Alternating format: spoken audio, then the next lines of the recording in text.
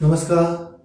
मागच्या लेक्चरमध्ये आपण बघितलं होतं की ब्रिटिश काळामध्ये त्यांनी कशा पद्धतीनं भारतामध्ये प्रशासनात व्यवस्था चालवली किंवा कसे वेगवेगळे कायदे त्यांनी केले, न्यायालयाची स्थापना कशी केली, त्या कायद्याच्या माध्यमातून त्यांनी कशा पद्धतीनं त्यांचं प्रशासन भारतामध्ये लागू केलं आणि ते व्यवस्थितपणे चालवलं. आजच्या सेशनमध्ये आपण बघणार आहोत की ब्रिटिशांनी भारतामध्ये शिक्षण व्यवस्थेचा पाया कसा घातला किंवा त्यांच्या काळातील शिक्षण व्यवस्था कशी होती. पण त्याच्या आधी ब्रिटिश भारतामध्ये यायच्या आधी आपल्याकडे शिक्षण कशा पद्धतीनं चालायचं किंवा आपल्याकडची शिक्षण पद्धती काय होती, म्हणजे पाश्चिमात्य शिक्षण आणि आपल्याकडचं शिक्षण याच्यामध्ये काय महत्त्वाचा फरक होता याचा एक थोडक्यात आपण आढावा घेऊ. तर बघा, ब्रिटिशात यायच्या आधी किंवा त्यांच्या आधी आपल्याकडे जे काही शिक्षण चालायचं हे शिक्षण संपूर्णपणे त्या धर्माला अनुसरून असायचं. आणि सगळ्यात महत्त्वाचं म्हणजे कसं होतं की त्या काळामध्ये आपल्या देशात जातीव्यवस्थेला खूप महत्त्व होतं किंवा जातीभेद हा खूप मोठ्या प्रमाणावरती होता. त्यामुळे साहजिकच कसं होतं की काही ठराविक समाजाच्या लोकांनाच शिक्षणाचा अधिकार होता किंवा त्या काळातील जे आपले काही राजे राजवाडे होते किंवा त्या काळातील आपले काही संस्थानिक होते, त्यांनी कधीही आपल्या समाजातील लोकांना शिक्षण भेटलं पाहिजे किंवा आपल्या राज्यातील लोकांना शिक्षण भेटलं पाहिजे याचा विचार सुद्धा केला नव्हता किंवा शिक्षण घेणं ही सरकारची जबाबदारीच नाही अशीच त्यांची मानसिकता होती. त्यामुळे साहजिकच कसं होतं की हे शिक्षण जे होतं हे काही ठराविक उच्चवर्णीय समाजापुरतच लिमिटेड होतं.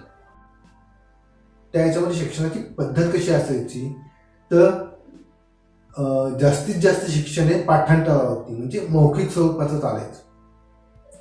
आणि हे शिक्षण चालवत असताना त्याच्यामध्ये ठराविक विषयाचं शिक्षण दिलं जायचं, ते म्हणजे त्या धर्माचं धर्मशास्त्र, वेद, व्याकरण किंवा ज्योतिषशास्त्र, वैद्यकशास्त्र म्हणजे त्या काळातील जे आपण वैद्य म्हणतो, जे औषधोपचार करायचे, निसर्गोपचार करायचे, असं वैद्यकशास्त्राचं शिक्षण दिलं जायचं.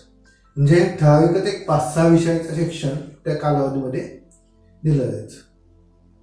पण नंतर मग ब्रिटिशांनी त्यांच्या कालावधीमध्ये पाश्चिमात्य शिक्षणाची सुरुवात केल्यानंतर मग या शिक्षणाच्या व्यतिरिक्त अजूनही काही शिक्षण असतं, भौतिक शास्त्र असतं, याची माहिती अनेक भारतीयांना झाली आणि मग भारतामध्ये शिक्षणाचा प्रसार मोठ्या प्रमाणात झालेला आपल्याला दिसून येतो. बघा, आत्तापर्यंत आपल्या राजा राजवाड्यांना किंवा आपल्या संस्थानिकांना त्यांच्या समाजातील लोकांचं किंवा त्यांच्या राज्यातील लोकांनी शिक्षण घ्यावं असं कधीच वाटलं नव्हतं. ब्रिटिशांना आपल्या देशातील शिक्षण घ्यावं असं वाटू लागलं. याच्या पाठीमागची काही महत्त्वाची कारणं होती का ब्रिटिशांनी आपल्या देशामध्ये शिक्षणाचा प्रसार केला, त्याच्या पाठीमागं त्यांना आवश्यकता का होती. तर बघा, याच्यातील सगळ्यात महत्त्वाचं आणि ब्रिटिशांनी आपल्या देशामध्ये शिक्षण सुरुवात करण्याच्या पाठीमागची जे काही उद्दिष्ट आपण जर बघितली तर बघा, ब्रिटिशांनी सुद्धा आपल्या देशाचं शिक्षण देण्याच्या पाठीमागचं त्यांचा मूळ उद्देश हा होता की याच्यातून म्हणजे त्यांनी जर आपल्या देशातील लोकांना शिक्षण दिलं तर साहजिकच फायदा हा त्यांचा होणार होता, म्हणजे ब्रिटिशांचा होणार होता. त्यामुळं त्यांनी हे शिक्षण द्यायला आपल्या देशामध्ये सुरुवात केली. याच्यामध्ये सगळ्यात महत्त्वाचा उद्देश काय होता त्यांचा, तर जे ब्रिटिश आता आपल्या देशामध्ये शासन करत होते, जे काही प्रशासन चालवत होते, हे प्रशासन चालवण्यासाठी त्यांना आता एक खालच्या कनिष्ठ लेवलचा कामगार वर्गाची आवश्यकता होती. आणि या कामगार वर्गाला प्रशिक्षित करण्यासाठी त्यांना इंग्रजी भाषेचे ज्ञान असणं आवश्यक होतं, तरच ही गोष्ट शक्य होती. त्यामुळं मग त्यांचा हा मूळ उद्देशच हा होता की त्यांच्या प्रशासनामध्ये एक कनिष्ठ कामगार हा त्यांना या शिक्षणातून उपलब्ध होणार होता. सोबतच आता ब्रिटनमध्ये जे काही औद्योगिक क्रांती झालेली होती त्या याच्यामुळं तिथं जो पक्का माल तयार होत होता त्यांना तो माल आता भारतामध्ये विकणं हा विकला जात होताच, पण त्याचं आता विकण्याचं प्रमाण हे अधिक वाढावं, अजून मोठ्या प्रमाणावर वाढावं, यासाठी त्यांना एक नवीन वर्ग तयार करायचा होता, एक नवीन सुशिक्षित समाज तयार करायचा होता की ज्याच्यामुळं त्यांनी बनवलेला माल हा आपल्या देशामध्ये जास्तीत जास्त प्रमाणावरती विकला जाईल. त्यामुळे दुसरं एक उद्दिष्ट त्यांचं काय होतं की त्यांचा कच्चा पक्का माल हा आपल्या देशामध्ये विकला जाणार, म्हणजे त्यांचं मार्केट साहजिकच वाढणं, त्यांना आवश्यक असणारा कामगार वर्ग, प्रशासनामध्ये आवश्यक असणारा कामगार वर्ग हा त्यांना भेटणं. या दोन उद्दिष्टासोबत अजून एक महत्त्वाचं उद्दिष्ट त्यांचं होतं, ते म्हणजे की त्यांना त्यांचे गोडवे काढणारा एक समाज निर्माण करायचा होता किंवा एक सुशिक्षित समाज निर्माण करायचा होता की जेणेकरून त्यांना प्रशासन चालवत असताना किंवा कोणते बंड झाले, कुठं उठाव झाले, हे उठाव मोडून काढण्यासाठी किंवा त्या उठावामध्ये ब्रिटिशांच्या बाजूनं उभा राहणारा एक समाज निर्माण करायचा होता. आणि हा समाज नक्कीच त्या शिक्षणामधून उभा राहिला असता हे त्यांना माहिती होतं. त्यामुळं या महत्त्वाच्या 3 उद्दिष्टासाठी त्यांनी भारतामध्ये शिक्षणाला सुरुवात केलेली आपल्याला दिसून येते. मग हे जे काही त्यांचं उद्दिष्ट होतं की भारतामध्ये शिक्षणाचा प्रसार करण्याचं, यासाठी त्यांनी काय केलं होतं का, किंवा यासाठी त्यांनी काही योजना बनवलेल्या होत्या का? तर बघा, सगळ्यात महत्त्वाची गोष्ट म्हणजे त्यांनी चार्टर्ड ॲक्टमध्ये आपण बघितलंच होतं की कशा पद्धतीने ख्रिश्चन मिशनरीजला भारतामध्ये धर्माचा आणि शिक्षणाचा प्रसार करण्यासाठी बोलवलं होतं. पण याचा फायदा काय झाला, याच्यातून घडलं काय, तर बघा, ज्या ख्रिश्चन मिशनरीजला त्यांनी भारतामध्ये बोलवलं होतं त्याच्यातून नेमकं काय झालं, तर ज्या काही ख्रिश्चन मिशनरीज भारतामध्ये आल्या होत्या त्यांनी त्यांच्या धर्माचा प्रसार हा मोठ्या प्रमाणावरती केलेला दिसून येतो. पण शिक्षणाचा प्रसार जेवढ्या प्रमाणात होणं आवश्यक होतं तेवढं झालेला दिसून येत नाही. म्हणजे अनेकदा ते ख्रिश्चन मिशनरीज तर काय करायच्या की जी व्यक्ती त्यांच्या धर्मामध्ये कन्वर्ट होईल त्यांना शिक्षण किंवा चांगल्या सोयीसुविधा देत असायची. पण जी लोक त्यांच्या धर्मामध्ये कन्वर्ट होणार नाही त्यांना कोणत्याही प्रकारचं शिक्षण हे देत नसायचे. त्यामुळे साहजिकच ते दुजाभाव करत असलेला दिसून येतो. पण आता प्रशासन चालवण्यासाठी तर ब्रिटिशांना कामगाराची आवश्यकता होती, म्हणून मग त्यांनी खास शिक्षणासाठी ही वार्षिक तरतूद केलेली आपल्याला दिसून येते, जी आपण चार्टर्ड ॲक्टमध्ये बघितली होती. ती चार्टर्ड ॲक्ट 1813 मध्ये त्यांनी वर्षाला 1,00,000 रुपये हे शिक्षणासाठी खर्च करण्याची तरतूद करून ठेवली होती.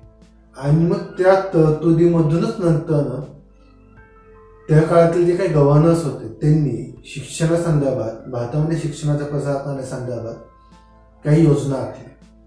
त्याच्यातील महत्त्वाच्या काही योजना हा त्या काळातील मुंबईचा गव्हर्नर एलिफिन्स्टन यानं आखल्या होत्या. एलिफिन्स्टन हा 1823 मध्ये मुंबईचा गव्हर्नर होता. एलिफिन्स्टन हा 1823 मध्ये हा मुंबईचा गव्हर्नर होता. त्यांनी या शिक्षणासंदर्भात काही योजना आखल्या. त्या काय होत्या तर बघा, या योजनांमध्ये सगळ्यात महत्त्वाची तरतूद त्यानं काय केली होती, ज्या काही स्थानिक शाळा होत्या त्या शाळांमध्ये जी काही शिक्षणाची पद्धत होती ती त्यानं बदलली. म्हणजे आपण मगाशीच बघितलं की स्थानिक शाळांमध्ये कशा पद्धतीने शिक्षण दिलं जायचं, तर धार्मिक विषयासंदर्भात शिक्षण दिलं जायचं. इव्हन ख्रिश्चन मिशनरीजने सुद्धा येऊन काय केलं होतं, ते त्यांच्या धर्माच्या प्रसारासाठी त्यांच्या धर्माचं शिक्षण द्यायला सुरुवात केली होती. म्हणजे ब्रिटिश यायच्या आधी भारतातील धर्माचं शिक्षण दिलं जायचं, तर नंतर ख्रिश्चन मिशनरीज आल्यानंतर त्यांनी काय केलं, तर त्यांच्या धर्माचं शिक्षण द्यायला सुरुवात केली. म्हणजे शिक्षण हे स्पेसिफिकली त्यात काही धर्मांपुरतंच लिमिटेड होतं, त्याच्यातून बाहेर पडलेलं होतं. तर मग यासाठी या एलिफिन्स्टननं काय केलं, तर सगळ्यात महत्त्वाची आणि पहिली योजना आखली ते म्हणजे त्याने शिक्षणामध्ये हे धार्मिक पद्धतीचं जे शिक्षण होतं त्याच्यावरती बंधनं आणायला सुरुवात केली. त्याचा मूळ उद्देश काय होता, तर बघा, त्याचा मूळ सगळ्यात महत्त्वाचा आणि एक उद्देश होता, तो म्हणजे भारतामध्ये शिक्षणाचा प्रसार करायचा तर आहे, पण हा शिक्षणाचा प्रसार करत असताना त्याला कोणाच्याही धर्माचा किंवा इतर कोणाच्याही पंथाला नाराज करायचा नव्हता. म्हणजे त्या भारतीय लोकांना नाराज न करता त्याला शिक्षणाचा प्रसार भारतामध्ये करायचा होता. यासाठी त्यानं सगळ्यात पहिली गोष्ट केली ते म्हणजे जे काही धर्माचं शिक्षण होतं ते त्यांना हळूहळू बंद करायला सुरुवात केली. आणि त्यामध्ये मग भौतिक विषय म्हणजे इंग्रजी, गणित, विज्ञान यासारखे विषय वाढवायला त्यानं सुरुवात केली. यासोबतच त्या काळामध्ये शाळा या लिमिटेड होत्या. त्यानं या शाळांची संख्या वाढवण्यावरती फोकस केला, म्हणजे जेणेकरून जास्तीत जास्त लोकांपर्यंत पोहोचता येईल. कारण कसं होतं की त्या काळामध्ये काही शहरांमध्येच शाळा मर्यादित होत्या, पण आता त्यानं लांबच्या लोकांना शिक्षण घेता यावं यासाठी खेडोपाडी किंवा शहरामध्ये शाळांची संख्या वाढवायला सुरुवात केली, की जेणेकरून जास्तीत जास्त लोकांपर्यंत हा शिक्षणाचा प्रसार होईल. आता हे शिक्षण घेणं सगळ्यांनाच परवडणार होतं का किंवा ते सगळ्यांनाच सोयीचं होतं का? तर बघा, शिक्षण घेणं म्हणजे साहजिकच खर्चाची गोष्ट आहे. ही मानसिकता होती. ब्रिटिशांच्या विरोधात आधीच काही आपला समाज नाराज होता, त्यामुळं शाळेमध्ये मुलांना पाठवतीलच याची गॅरंटी खूप कमी होती. यासाठी त्यांना लोकांना शिक्षण हे अल्प किमतीमध्ये किंवा अनेकदा कमी मोफत देण्यासाठी देण्याच्या उद्देशानं त्यानं काय केलं, तर शाळेमध्ये जे काही विषय शिकवले जातात, जे आता नवीन विषय विषयांची त्यांना सुरुवात केली होती, म्हणजे इंग्रजी, गणित, विज्ञान यासारखे जे काही भौतिक विषय होते हे जे शिकवण्याची त्यांना सुरुवात केली होती, याची पाठ्यपुस्तकं त्यानं आता शाळेतच विद्यार्थ्यांना उपलब्ध करून दिली, जे याच्या आधी होत नव्हते. त्यानंतर त्यानं उच्च शिक्षण म्हणजे काय तर महाविद्यालय किंवा कॉलेजच्या शिक्षणामध्ये त्यानं वाढ केली. अनेक लोकांना ज्यांचं प्राथमिक शिक्षण झालेलं होतं त्यानं उच्च शिक्षण घेण्यासाठी संधी उपलब्ध करून दिली, ज्यामुळं त्याच्या प्रशासन काळामध्ये अनेक समाजसुधारक किंवा अनेक चांगल्या व्यक्तींना हे इंग्रजी शिक्षणाचं ज्ञान भेटून ते उच्च विभूषित झालेले आपल्याला दिसून येतात. या पद्धतीच्या काही सुधारणा त्यानं त्याच्या काळामध्ये सुचवल्या होत्या आणि सोबतच त्या अंमलात सुद्धा आणल्या होत्या. आता या अंमलात आणण्यासाठी त्यानं नक्की काय काय केलं होतं, तर बघा, 1816 मध्ये त्यानं बॉम्बे एज्युकेशन सोसायटीची स्थापना केली. आता ही बॉम्बे एज्युकेशन सोसायटी ही काय होती, ही संघटना नेमकी काय काम करायची, हिचा नेमका उद्देश काय होता, तर बघा, मुंबईमध्ये विविध भागात या संस्थेने शाळा सुरू केली. जसं आपण मगाशी बघितलं की त्याने योजना केली होती की शाळांची संख्या वाढवणे. ती संख्या वाढवण्यासाठी या संस्थेनं मदत केली. या संस्थेच्या माध्यमातून त्यानं काम केलेलं आपल्याला दिसून येतं. त्यासोबतच या संस्थेनं 1824 मध्ये एलिफिन्स्टन हायस्कूल या इंग्रजी माध्यमाच्या शाळेची सुरुवात केली आणि या हायस्कूलच्या नंतर 10 वर्षांनंतर म्हणजे 1864 मध्ये महाविद्यालयात रूपांतर झालेलं दिसतं. सोबतच 1820 मध्ये त्यानं society of promotion of the education of poor ही संस्था स्थापन केली. या संस्थेच्या नावातूनच तुम्हाला अंदाज येत असेल की या संस्थेचा उद्देश काय होता. तर या संस्थेचा मूळ उद्देशच हा होता की जी काही तळागाळातली गरीब जनता आहे त्यांच्यापर्यंत शिक्षणाचा प्रसार करणे. त्यांनी या संस्थेच्या माध्यमातून ही संस्था स्थापन करून त्यानं गरीबातील गरीब लोकांपर्यंत शिक्षणाचा प्रसार केलेला आपल्याला दिसून येतो. त्यानंतर त्यानं एलिफिन्स्टनचेच प्रेरणेतून एका भारतीय समाजसुधारकानं एक संस्था स्थापन केलेली दिसते, जी 1820 मध्ये त्याची प्रेरणा घेऊन स्थापन झाली होती. ती म्हणजे बॉम्बे नेटिव्ह स्कूल आणि स्कूल बुक सोसायटी. या 2 संस्था स्थापन झाल्या.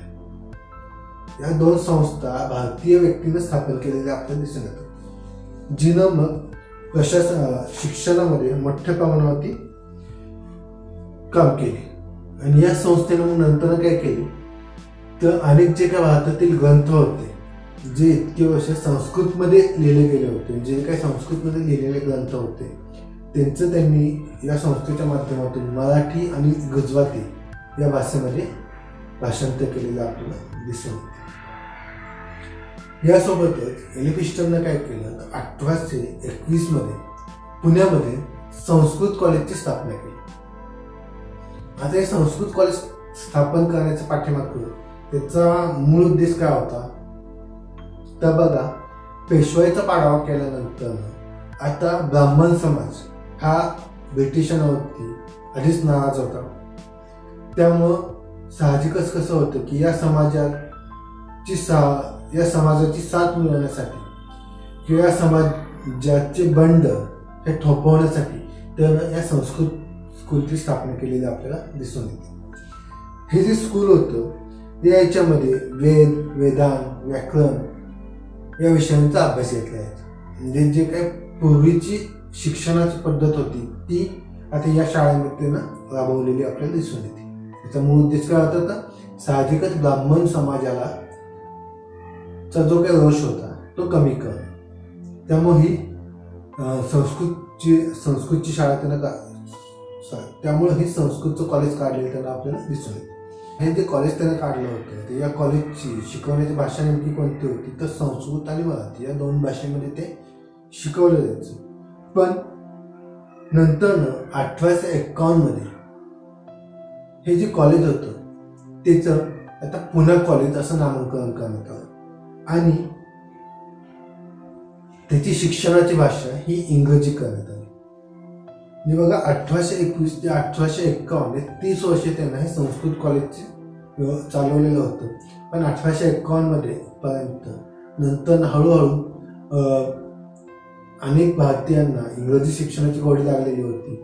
त्यामुळं हे जे काही संस्कृतमधलं जे शिक्षण होतं किंवा संस्कृत कॉलेजमधलं जे काही शिकवण्याची पद्धत होती त्याच्याकडची ओघ ही कमी झालेली आपल्याला दिसून येते. त्या काळात कमी झाली. त्यामुळं मग नंतर 1851 मध्ये या संस्कृत कॉलेजला पुणे कॉलेज असं नामांकन करून त्याची शिक्षणाची भाषा आता मराठी आणि संस्कृत न ठेवता त्याने इंग्रजी केली. आणि मग या पुणे कॉलेजचं 1861 मध्ये 2 कॉलेजमध्ये विभाजन करण्यात आलं. ज्याच्यातील पहिलं कॉलेज होतं ते म्हणजे डेक्कन कॉलेज, ज्याची शिक्षणाची भाषा ही इंग्रजी ठेवण्यात आली होती. तर दुसरं जे कॉलेज होतं जे पुणे कॉलेजमधून वेगळं झालं होतं ते म्हणजे व्हर्नॅक्युलर कॉलेज. या व्हर्नॅक्युलर कॉलेजची शिक्षणाची भाषा ही मराठी होती. म्हणजे 1851 मध्ये जे पुणे कॉलेज स्थापन झालं होतं त्याच्यामध्ये पण पुन्हा 10 वर्षानंतर बदल करून 2 वेगळे स्वतंत्र कॉलेज केले. त्यातील पहिलं कॉलेज डेक्कन कॉलेज आणि दुसरं कॉलेज हे व्हर्नॅक्युलर कॉलेज. ज्याच्यातील डेक्कन कॉलेजमध्ये नंतर शिकून अनेक मोठे प्रतिष्ठित नेते किंवा समाजसुधारक हे भारतामध्ये निर्माण झालेले दिसतात. ज्याच्यातील महत्त्वाचे म्हणजे लोकमान्य टिळक, आगरकर यासारखे समाजसुधारक आणि नेते हे आपल्या देशामध्ये या डेक्कन कॉलेजमधूनच शिकून मोठे झालेले आपल्याला दिसून येतात. पण त्यानंतर हे जे काही व्हर्नॅक्युलर कॉलेज होते याची मागणी सुद्धा किंवा याच्या मधली सुद्धा आवड ही लोकांची कमी झालेली आपल्याला दिसून येते. त्यामुळं हे व्हर्नॅक्युलर कॉलेजचं नंतर 1865 मध्ये ट्रेनिंग कॉलेज फॉर मेन मध्ये रूपांतर करण्यात आले. आणि त्या ठिकाणी मग प्रॅक्टिकल नॉलेज म्हणजे आपण ITI वगैरे ज्या पद्धतीनं म्हणतो त्या पद्धतीनं प्रशासनिक एक टेक्निकल कामांची शिक्षण या कॉलेजमधून नंतर मग देण्यास सुरुवात झाली. बघा, संस्कृत कॉलेजची स्थापना सगळ्यात पहिले त्यांना काय केलं होतं 1821 मध्ये संस्कृत कॉलेजची स्थापना. संस्कृत कॉलेजची शिक्षणाची भाषा काय होती मराठी आणि संस्कृत. उद्देश काय होते संस्कृत कॉलेजचं स्थापन करण्याचा तर जो काय पेशवाईचा पाडावा केलेला होता, त्यानंतर जो ब्राह्मण समाज त्यांच्यावरती नाराज होता, त्यांची नाराजी कमी करणं हा मूळ उद्देश होता. नंतर त्या कॉलेजची आवड कमी होत गेल्यामुळं 1851 या संस्कृत कॉलेजचंच पुणा कॉलेजमध्ये रूपांतर करण्यात आलं आणि त्याची मराठी आणि संस्कृत या भाषेतील शिक्षणाच्या ऐवजी इंग्रजी ही शिक्षणाची भाषा केली. त्यानंतर 1861 पुणा कॉलेजचं डेक्कन कॉलेज आणि व्हर्नाक्युलर कॉलेज या दोन वेगवेगळ्या कॉलेजमध्ये निर्मिती करण्यात आली आणि त्या याच्यामधून मग डेक्कन कॉलेजमध्ये इंग्रजी भाषेतून शिक्षण द्यायला सुरुवात झाली, तर व्हर्नाक्युलर कॉलेजमध्ये मराठी भाषेतून शिक्षण द्यायला सुरुवात झाली. या पद्धतीचं महत्त्वाच्या घटना, महत्त्वाच्या गोष्टी या संस्कृत कॉलेजच्या बाबतीत घडलेल्या आपल्याला दिसून येतात. म्हणजे कशा पद्धतीनं 1821 संस्कृत कॉलेजची स्थापना आली आणि त्याचं रूपांतर नंतर कशा पद्धतीनं डेक्कन कॉलेज आणि व्हर्नाक्युलर कॉलेज किंवा ट्रेनिंग फॉर मेन्स या संस्थेमध्ये झालेलं आपल्याला दिसून येतं. यानंतरची संस्था कोणती स्थापन केली होती त्यानं, तर 1822 बॉम्बे नेटिव्ह एज्युकेशनची स्थापना त्यांनी केली. म्हणजे मगाशी आपण बघितलं होतं की बॉम्बे नेटिव्ह एज्युकेशनची स्थापना कोणी केली होती, तर ती एका भारतीय व्यक्तीने केली होती. ही स्थापना बॉम्बे नेटिव्ह एज्युकेशनची स्थापना करण्याची पाठीमागची जी काही प्रेरणा होती ती एलिफिस्टन कडून त्या व्यक्तीने घेतली होती आणि मग त्याच्या प्रेरणेतूनच एका ठळ समाज सुधारकानं ही बॉम्बे नेटिव्ह एज्युकेशनची स्थापना केलेली आपल्याला दिसते. जो समाज सुधारक म्हणजे जगन्नाथ शंकरशेठ यानं एलिफिस्टन कडून प्रेरणा घेऊन या बॉम्बे नेटिव्ह एज्युकेशनची स्थापना केली. म्हणजे इतके वर्ष जे काही संस्था म्हणजे इतके वर्ष ज्या काही संस्था सुरू केल्या जात होत्या त्या संस्था आहेत कंपनी प्रशासन किंवा ब्रिटिश प्रशासन सुरू करत होतं. पण आत्ता भारतामध्ये पहिल्यांदाच एका भारतीय व्यक्तीनं शिक्षणासंदर्भात एक संस्था सुरू केली होती, ज्यामुळं या संस्थेला खूप महत्त्वाचं स्थान प्राप्त झालेलं दिसतं. आणि मग या संस्थेचा पण मूळ उद्देशच हा होता की अनेक मोठ्या शाळा काढणे आणि त्यांचा प्रसार करणे आणि भारतातील जास्तीत जास्त लोकांपर्यंत शिक्षण नेऊन ठेवणे. बॉम्बे नेटिव्ह एज्युकेशनची स्थापना हा टॉपिक पुन्हा एकदा नीट बघूया आपण. बघा, संस्कृत कॉलेज नंतर 1822 बॉम्बे नेटिव्ह एज्युकेशनची स्थापना करण्यात आली. बॉम्बे नेटिव्ह एज्युकेशन कोणी स्थापन केलं होतं, तर एक ठळ समाजसुधारक जगन्नाथ शंकरशेठ यांनी. ही संस्था भारतामध्ये कोणत्याही भारतीयानं स्थापन केलेली सगळ्यात पहिली संस्था होती. याच्या आधी कोणत्याही भारतीयानं अशा पद्धतीची कोणतीही संस्था स्थापन केलेली नव्हती. आणि या संस्थेचा मूळ उद्देशच काय होता, तर जास्तीत जास्त लोकांपर्यंत शिक्षणाचा प्रसार करा. यानंतर 1823 लोकशिक्षण समितीची स्थापना करण्यात आली. आता या लोकशिक्षण समितीची स्थापना का करण्यात आली, याच्या पाठीमागचा उद्देश काय होता, तर लक्षात घ्या, आतापर्यंत फक्त वेगवेगळ्या संस्था स्थापन झाल्या होत्या. म्हणजे कोणत्या, तर Bombay education society, Bombay native education society, Sanskrit college या ज्या काही संस्था स्थापन झाल्या होत्या ते फक्त शिक्षणाचा प्रसार आणि प्रचारच करण्याचं काम करत होते. पण आता ही लोकशिक्षण समिती हिची स्थापना का करण्यात आली, तर आता या संस्थेचा मूळ उद्देश काय होता, तर शिक्षणासंदर्भात विविध गोष्टींचं संकलन करणं. म्हणजे शिक्षणामध्ये अजून लोकांना किंवा विद्यार्थ्यांना काय देता येईल, कोणत्या पद्धतीत शिक्षण देता येईल या पद्धतीच्या माहितीचं संकलन करणे हे या लोकशिक्षण समितीचा मूळ उद्देश होता. आणि या उद्देशानंच मग ही लोकशिक्षण समिती स्थापन झालेली आपल्याला दिसून येते. मग त्या याच्यातूनच नंतर मग जसं या लोकशिक्षण समितीनं विविध गोष्टींचं आवश्यक असणाऱ्या माहितींचं संकलन केलं, त्या याच्यातूनच मग 1824 मुंबईमध्ये इंजिनिअरिंग कॉलेजची स्थापना झालेली आपल्याला दिसते. म्हणजे बघा की ट्रेनिंग कॉलेज फॉर मेन मध्ये टेक्निकल नॉलेज द्यायला सुरुवात केलेली होतीच, पण ते बेसिक नॉलेज होतं.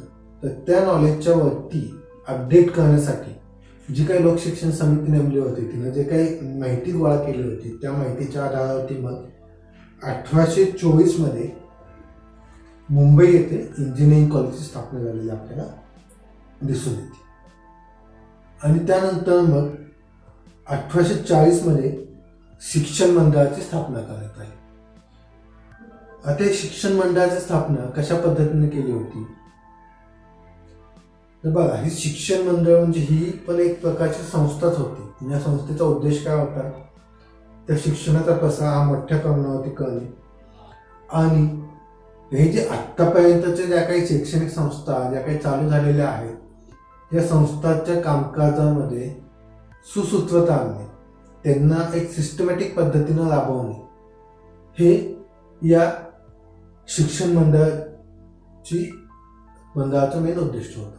जे शिक्षण मंडळ जी स्थापन केलेली संस्था होती, त्याचं मेन उद्दिष्ट काय होतं, तर आत्तापर्यंत ज्या पद्धतीचं शिक्षण चालत आहे किंवा ज्या शिक्षण संस्था चालू झालेल्या आहेत, त्यांच्या कामकाजापणे त्यांना सिस्टम लावणे, या पद्धतीचा उद्देश या शिक्षण मंडळाचा होता. हे कधी स्थापन झालं होतं, तर 1840 मध्ये.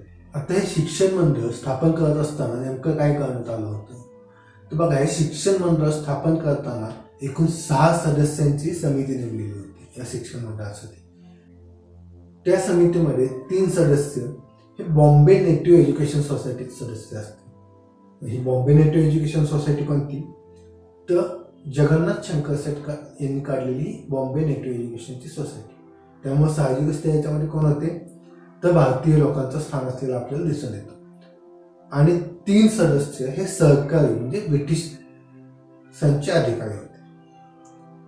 आणि मग या शिक्षण संस्थेचा मूळ उद्देश, जसं आपण बघितलं की एक सिस्टम आणण्याचं कामकाज या शिक्षण मंडळाने केलेलं आपल्याला दिसून येतं.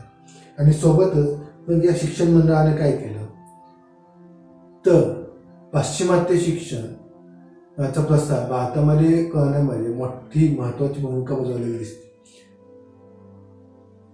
यानंतर सगळ्यात महत्वाचं म्हणजे 1835 मध्ये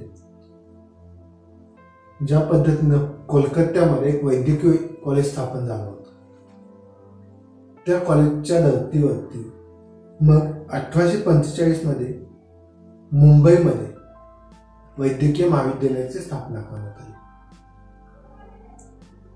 म्हणजे आतापर्यंत वैद्यकीय महाविद्यालय म्हणजे मेडिकलशी रिलेटेड जे काही कॉलेज होतं, उच्च शिक्षणाशी रिलेटेड कॉलेज, इंजिनिअरिंग कॉलेज स्थापन झालं होतं भारतामध्ये, महाराष्ट्रामध्ये.